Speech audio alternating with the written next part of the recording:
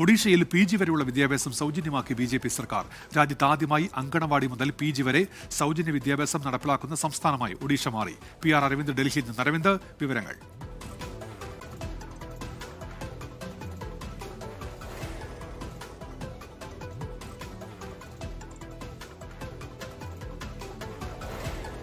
ഒഡീഷയിലാണ് ഇപ്പോൾ PG വരെ സൗജന്യ വിദ്യാഭ്യാസം നടപ്പിലാക്കിയിരിക്കുന്നത്. അങ്കണവാടി മുതൽ PG വരെ സൗജന്യ വിദ്യാഭ്യാസമുള്ള രാജ്യത്തെ ആദ്യ സംസ്ഥാനമായി ഇപ്പോൾ ഒഡീഷ മാറുകയാണ്. BJP സർക്കാർ ആണിപ്പോൾ ഇത്തരത്തിലൊരു തീരുമാനം എടുത്തിരിക്കുന്നത്. അവിടെയുള്ള 10 ലക്ഷം വിദ്യാർത്ഥികൾക്ക് പ്രയോജനകരമാകുന്ന തീരുമാനമാണ്. PR അരവിന്ദ് വിവരങ്ങൾ.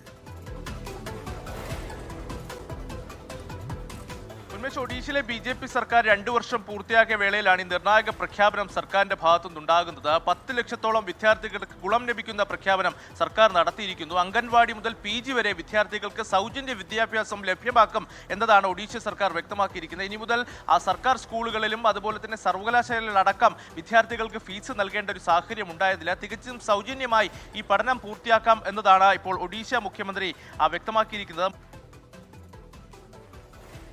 ശരി, PR അരവിന്ദാണ് ഡൽഹിയിൽ നിന്ന് വിവരങ്ങൾ നൽകിയത്.